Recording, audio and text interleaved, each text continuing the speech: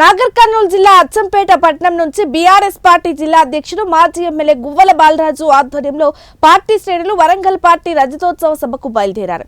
BRS జెండా ఆవిష్కరించి పెద్ద ఎత్తున నినాదాలు చేస్తూ ముందుకు సాగారు. ముఖ్యమంత్రి రేవంత్ రెడ్డి పుట్టిన గడ్డ నుండి కేసీఆర్ సభకు పెద్ద మొత్తంలో బయలుదేరడం రాష్ట్రంలో చర్చనీయాంశంగా మారింది. రాష్ట్రంలో కాంగ్రెస్ ప్రభుత్వం అమలు చేసిన హామీలేవి ప్రజలను మోసం చేసిందని అన్నారు గువ్వల బాలరాజు.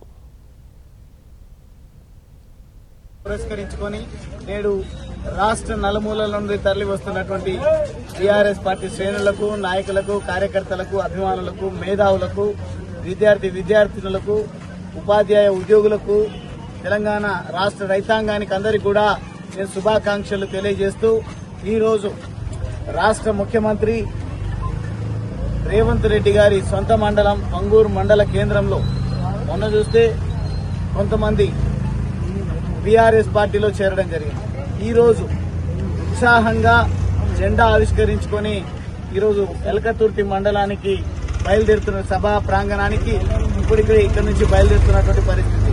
మొత్తంగా ఉత్సాహంకి కారణం ఈ రాష్ట్ర ప్రభుత్వ వైఫల్యం. గత 10 సంవత్సరాల కేసీఆర్ గారి పాలనలో రైతాంగానికి ప్రత్యేకించి రైతు బంధు కానీ, రైతులకు సంబంధించినటువంటి ఒకవేళ రైతు కాలం తీరి ఏదో కారణం చేత చనిపోతే రైతు బీమా కూడా ఇవ్వడం జరిగింది. అటువంటి గొప్ప పరిస్థితి నుండి నేడు ఇచ్చినటువంటి హామీలను నెరవేర్చలేని స్థితిలో అక్రమ కేసులు బనాయిస్తూ ఎక్కడికక్కడ ప్రజా గొంతును నొక్కేటువంటి ప్రయత్నం, రైతులను నడ్డివిర్చేటువంటి ప్రయత్నం ఈ ప్రభుత్వం చేస్తా ఉంది. కాబట్టి ప్రత్యేకంగా రాష్ట్రంలో కాంగ్రెస్ పార్టీ అధికార